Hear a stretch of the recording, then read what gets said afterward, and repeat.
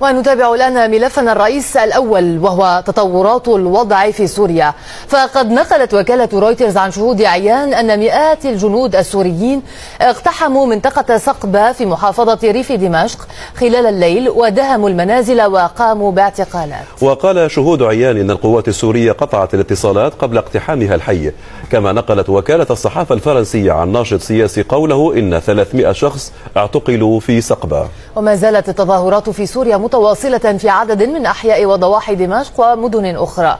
وذكر شهود عيان منذ أمس أن دبابات وناقلات جند تمركزت حول بلدة الرستون قرب حمص، وبأن تعزيزات مماثلة موجودة حول ذرعا وبنياس. ونقلت رويترز عن شاهد عيان آخر أن دبابات تابعة للحرس الجمهوري وناقلات جند شهدت في الطريق الرئيس حول العاصمة دمشق. وقد قالت وكالة الأنباء السورية إن الجيش السوري بدأ الانسحاب من مدينة درعا.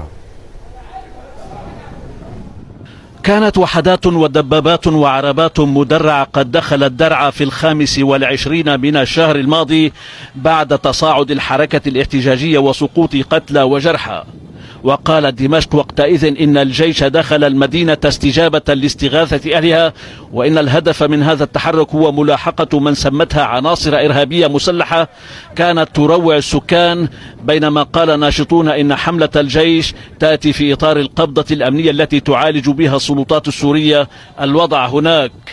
بقيت القوات داخل المدينة نحو 10 أيام. قالت منظمات حقوقية وإنسانية إنها أحكمت على درعا حصارا عزلها بعد قطع الاتصالات والماء والكهرباء والإمدادات الغذائية. أما وكالة الأنباء السورية فقد ذكرت نقلا عن مصدر عسكري أن انسحابا تدريجيا بدأ صباح اليوم بعدما حققت الحملة الأهداف الموكولة إليها، وأبرزها إلقاء القبض على عشرات العناصر وصفت بأنها مندسة، إضافة إلى مصادرة كميات من الأسلحة التي وصفت بأنها حديثة، فضلا عن ذخائر متنوعة وفقا للرواية الرسمية. لم يتطرق المصدر العسكري إلى الإصابات البشرية، مع أن الجيش السوري كان قد أشار في أيام سابقة إلى سقوط عدد من القتلى والجرحى في صفوفه. وقد عرض التلفزيون الرسمي مراسم تشييع مجند في مدينة حلب قال إنه سقط أثناء تأدية واجبه العسكري في بلدة المعظمية القريبة من دمشق. بينما تحدث ناشطون عن مقتل عدد من رجال الأمن بعد رفضهم إطلاق النار على المتظاهرين، وأن جميع إصاباتهم كانت في الظهر كما قالوا. تأتي هذه التطورات قبل يوم الجمعة الذي تحول إلى ما يمكن أن يطلق عليه اليوم السوري للاحتجاجات، والتي غالبا ما تنطلق بعد أداء صلاة الجمعة في مناطق مختلفة من البلاد. واستبقت السلطات الأحداث بشن حملة اعتقالات، حيث تحدث عدد من سكان بلدة سقبة في محافظة ريف دمشق عن قيام السلطات بحملة اعتقالات واسعة خلال الليلة الماضية في مسعى على ما يبدو لمنع تكرار احتجاجات شهدتها البلدة الأسبوع الماضي وشارك فيها الآلاف. كما تحدث بيان لمنظمة حقوقية إنسانية عن نشر دبابات ومدرعات ووحدات من الجيش حول بلدة الرستن القريبة من مدينة حمص، وإقامة نقاط تفتيش في مناطق من مدينة بانياس الساحلية، ونشر جنود وقوات أمن في بلدة عربين ومدينة التل القريبتين من دمشق. وفي موازاة التطورات المتتابعة التي تشهدها مناطق مختلفة من سوريا، يتصاعد الضغط الذي تمارسه قوى دولية لوقف حملات القمع التي تتعرض لها حركة الاحتجاجات السورية. فقد بحثت وزيرة الخارجية الأمريكية هيلاري كلينتون مع نظيرها الإيطالي فرانكو فراتيني في روما فرض عقوبات على الحكومة السورية، عقوبات كشف الوزير الإيطالي أنها ستتضمن أيضا فرض قيود على سفر كبار المسؤولين السوريين. هذا وقد ناقشت وزيرة الخارجية الأمريكية هيلاري كلينتون مع نظيرها الإيطالي في روما فرض عقوبات على الحكومة السورية لقمعها الاحتجاجات المطالبة بالديمقراطية. وتشمل العقوبات تعليق محادثات التعاون مع الاتحاد الأوروبي.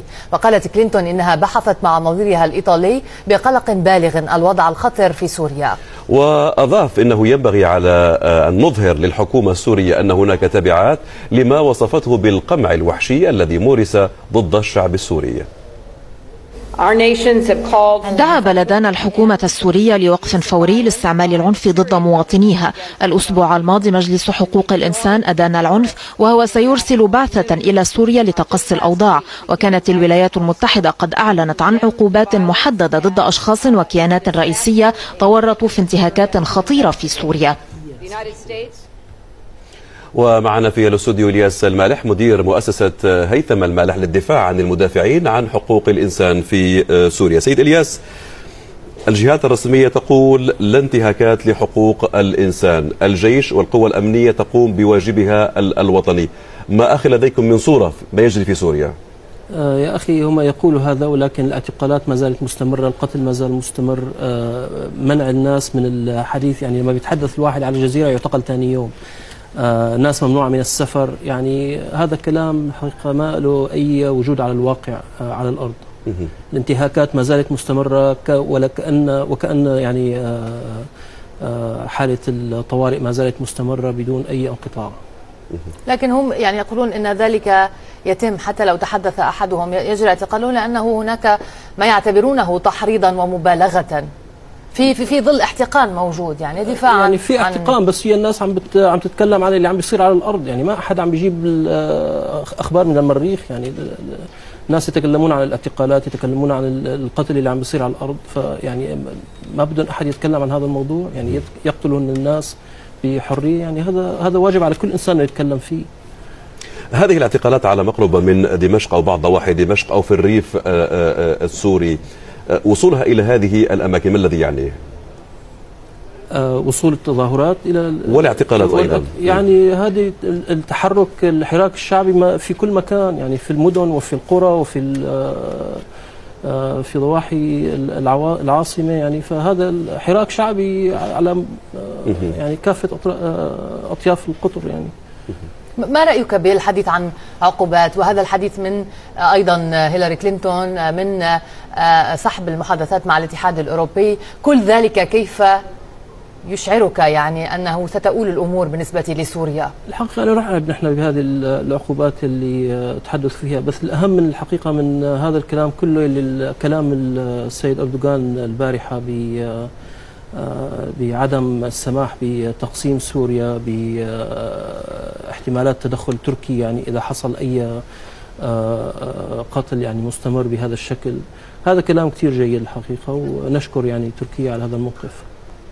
طيب، بالنسبة للجانب الحقوقي، وربما هو العامل المهم في ردة الفعل الدولية أو في متابعة ما يجري في سوريا، ما الذي يصلكم من تقارير عن طبيعة ما يجري في هذا الجانب الحقوقي وما يتعلق بحقوق الناس؟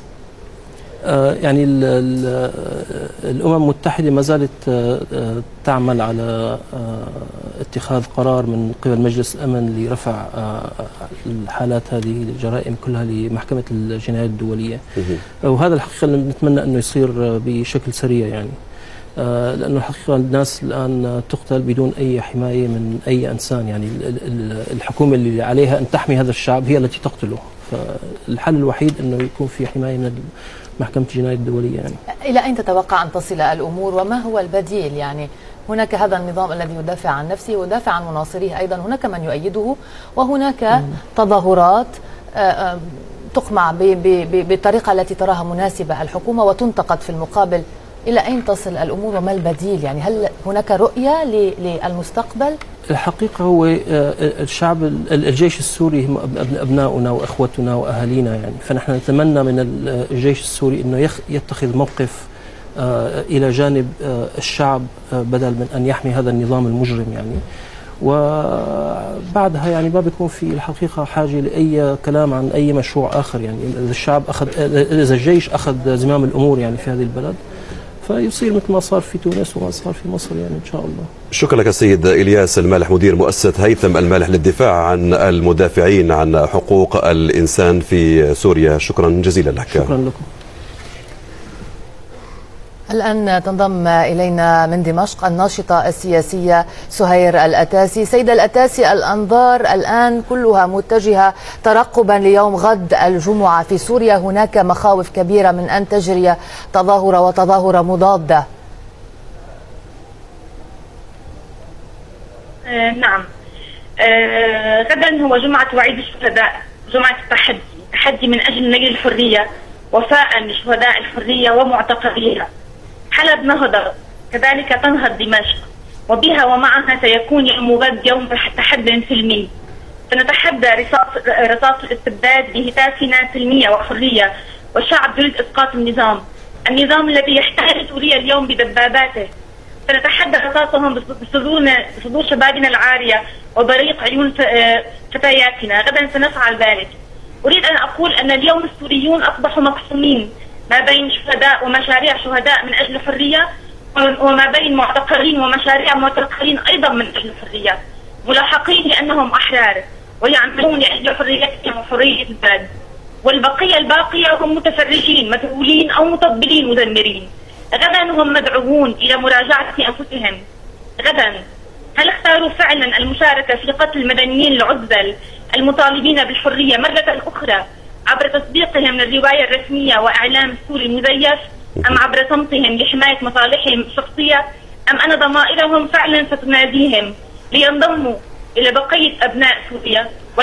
عن الإعلام سيدة سهير، هناك حديث رسمي ومن قبل المتعاطفين مع النظام في سوريا يقولون بأن سوريا تتعرض لحملات تحريض فيما يتعلق بالشأن السوري، مبالغة، تلفيق لبعض الأشياء غير الموجودة، وأن سوريا مستعدة لاستقبال جهات إنسانية دولية للوقوف على أرض الواقع على ما يجري في هذا البلد. ما تعليقك؟ أين هي تلك الجهات؟ هل دخل فعلا الصليب الأحمر إلى درعا؟ أين هم منظمة أطباء بلا حدود؟ الآن درعا محاصرة، درعا مجوعة. يعني أريد أن أقول أنه حتى بشار الأسد في خطابه ب30 آذار لما أعطى أطفال درعا منة أولوية تأمين الحليب لهم بنفس هذا الخطاب اللي هو ولكن الجيش السوري بدأ انسحابا تدريجيا من درعا سيدتي. الآن نعم هذا شيء يحصل دائما. هناك تناوب، يعني الآن هناك انسحاب من درعا، ولكن هناك الآن دبابات تسير باتجاه رسن، باتجاه حمص في باب عبرس. الآن هناك دبابات. طيب شكرا جزيلا لك الناشطة السياسية سهير الأتاسي، كنت معنا من دمشق.